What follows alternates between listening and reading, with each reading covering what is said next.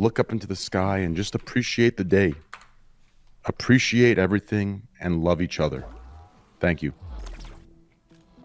So in a world of electric cars, in this video, we're going to be taking a look at a $20,000 hybrid, a $120,000 hybrid, Is it gambling? and a $2 million hybrid car. So this video is part an explainer, part a chance to drive some really sick cars. Shout out to Triple F Collection. We'll get there. Anyway, unless you guys have been living under a rock, you've seen that electric cars have been having a bit of a renaissance lately, surging in popularity till the #1 best sold new car on earth is electric. I feel like getting the Rim Max is kind of needed if you're going to still very much a new technology. Like they're obviously awesome with instant torque and no emissions and fast acceleration, but they have these huge heavy batteries and they take forever to recharge, and there's not enough infrastructure for everyone to own them. So there's this window now where it makes a lot of sense that maybe for most people a hybrid is actually the best option. Interesting.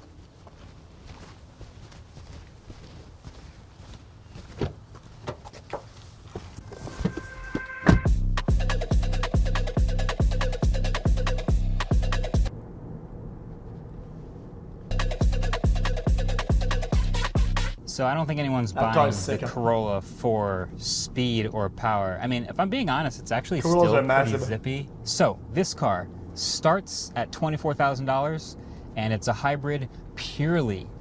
I kind of hate that the new Corollas are more, they're squished with the top like that. I like the old school Corollas better.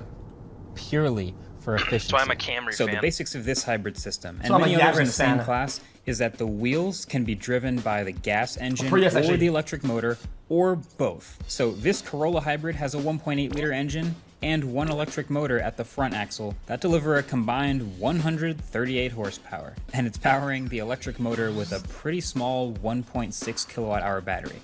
So at low speeds, you've probably been in a car like this, the car goes totally electric. The gas engine turns off, but once you go over a certain speed or use a certain amount of power, then it's gonna fire up the gas engine again, and it couples it with the electric motor. Then anytime you're braking or coasting, that's when it charges the battery back up. It's as you're slowing down, it captures some of that energy. So it never actually needs to be plugged in to charge up that small battery, and this system is good for literally 50 miles per gallon. When you drive this car, you literally have a game score, an eco score, as you drive of if you can slow down and roll onto your accelerations better and roll to a stop more easily, you can gamify efficiency in this car to get your maximum miles per gallon.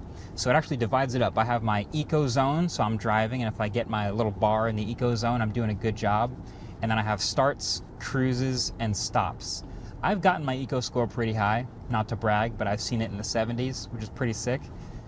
I don't know what happens when I get to 100, but what I do know is the better I get that score, the more miles per gallon I get. But yeah, pretty much everything about the rest of this car is designed around that efficiency. It's aerodynamic enough that it slips through the air.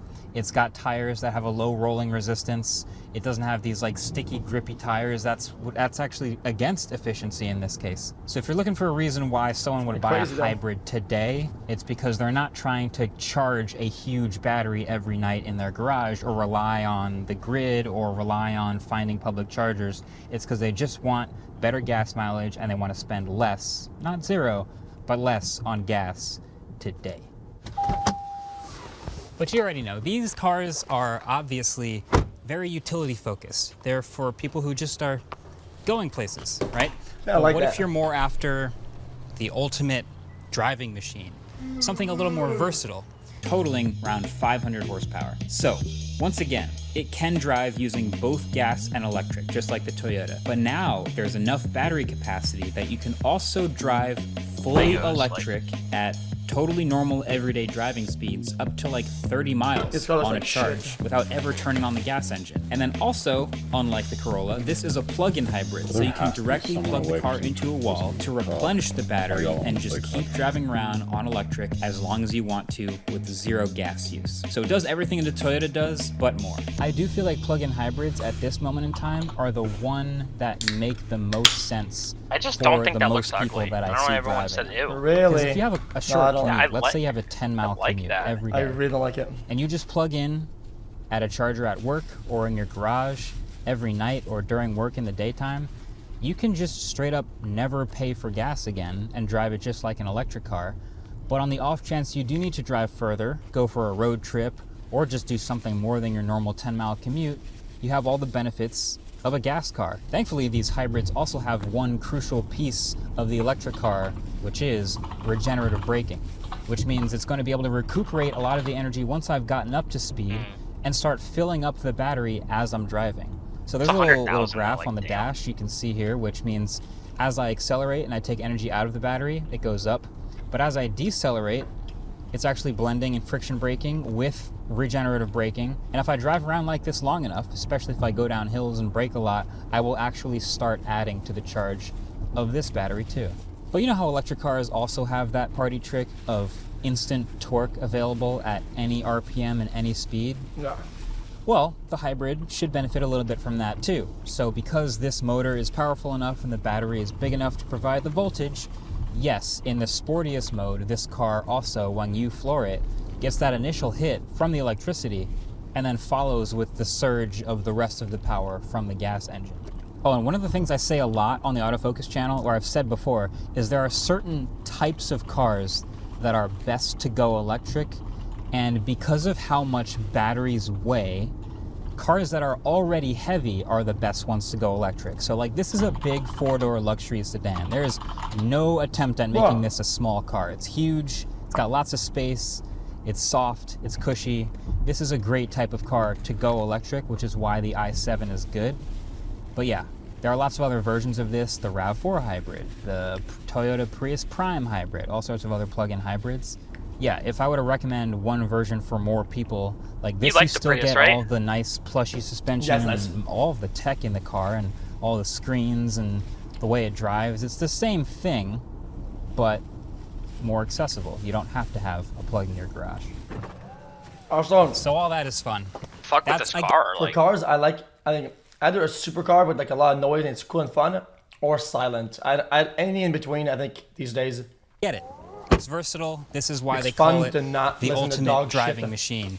But you can always spend more. You can always spend more. And when you do, you end up in the territory of specialists. And this is definitely a specialist. Just give me a second.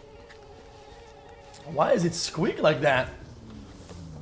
1 second. Just want to... Okay. Close that. It's not the Rimac, it's McLaren.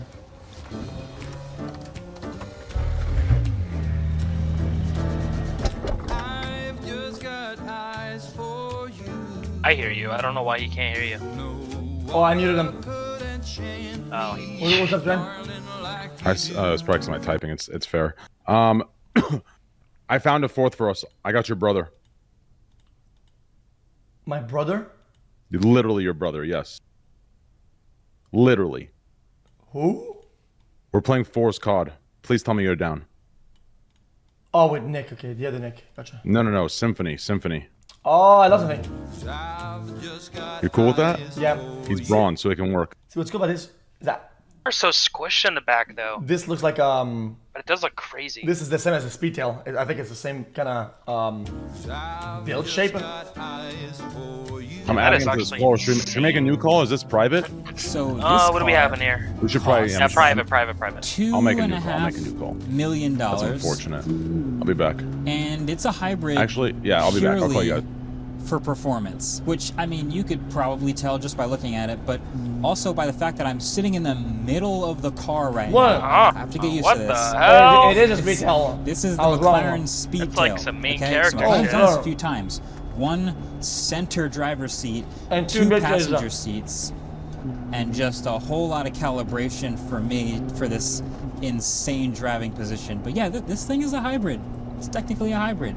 So this hybrid system is pretty crazy. It's very focused on literally just going as fast as physically possible, which is just about maximizing power that looks and pretty minimizing badass. weight. So there's already a twin-turbo 4-liter V8 engine pushing out 750 plus horsepower. But then The Speedtail was initially like an older hypercar and has this look, which is a little bit dated.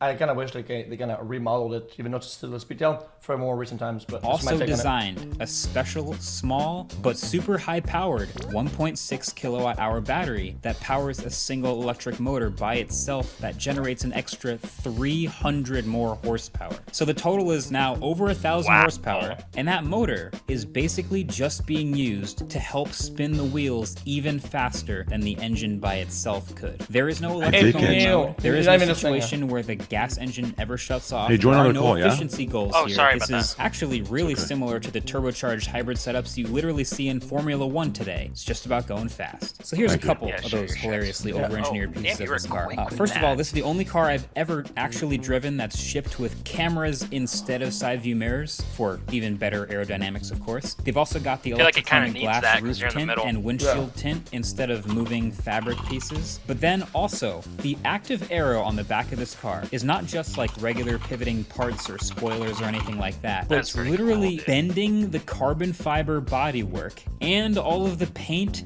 and coatings with it up and down when you're under braking to assist with slowing down. That's insane if you can see what's happening here. And this is also the only car I've ever seen with a wireless charger. That's right, the McLaren Speedtail wireless charges. So the battery is at the bottom of the car and it's small enough that if the driver doesn't park exactly over the right spot in their garage, it's not a huge deal because, again, it's a small battery. It shouldn't take too long. Inductive charging has never been particularly efficient, but it'll eventually work. And no, I don't think that this would fly for any fully electric car today. Everything about the outside of this car is designed, it's sculpted to just cut through the air. And that's how it does 0 to 186 miles an hour faster than a Bugatti Chiron and 250 miles an hour in a straight line. Now, I'm gonna let you in on a little secret about these super fast electric cars. They need a huge battery to realistically make that happen, right? Let's take Tesla Model S Plaid, for example. 1,000 horsepower, crazy high power output from the battery. But in order to do that, they need to give it this huge 100 kilowatt hour battery so that when you export all that power, you don't just drain the battery super quickly. You can keep driving like a normal person. So that's why you have these super high horsepower electric cars, but they always come with the sacrifice of weight. They're always heavy. The Lucid Air, it's fighting its weight. The EV6 GT, it's fighting how heavy it is. With a supercar like this, it's not fully electric all the time, and so they're willing to put in a tiny battery that exports a ton of power and basically drains it in seconds. So I'm going to show you something with this real quick. Right now, I have 100% of my battery. I'm going to do just a quick little pull and see just what a couple of seconds of electric assisted acceleration will do.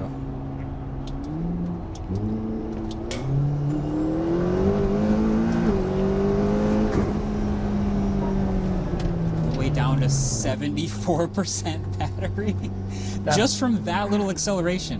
100 to 74, and now it's already it's going right back up to 100. It's almost 100 again because I'm driving and recuperating that energy, and now it's 100. This is super high-tech stuff, and it actually has a lot of parallels to what we see in Formula 1.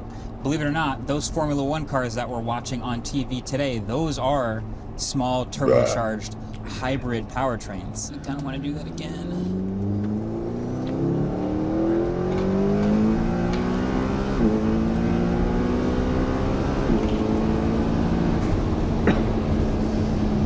That's what the F1 cars are doing out there. They are recovering energy as they brake, and they are spending energy when they accelerate. And I guess that's the difference between this and the Rimac Nevera. You remember, you probably have seen the video I did with the quickest electric car in the world, the Rimac Nevera, which, yes, does have a big, heavy battery. It weighs like 5,000 pounds, like a Model S. The crazy thing about that car, and that's an anomaly, is that it has 4 electric... What's up, player? That's good. What's up, boys? Which you can kind of think of as being I'm ready for the I'm ready for the carry, dude. This will have a higher top speed simply because... Wait, you actually got tricked. We're playing Monopoly. 7-speed Monopoly? gearbox, and it pulls all the way through up to 250 miles an hour. Wait, what? If you want a hybrid supercar, yeah, we're done with COD. We're probably gonna gonna play Monopoly both now. fast No, we're not. We're playing COD. and quick in the same car. This is Fucking fast Jesse, and dude. quick. This guy's I mean, always it's not trolling. Always razor trolling, sharp, bro. full electric quick, but it's close. All right, well, I haven't played any It's multiplayer in a fast. while, so let's see what happens. Yeah. Alright, So let's get it. I guess my point here with the whole All right. So you're just gonna troll Jesse. I can't believe this, Trent. What about it?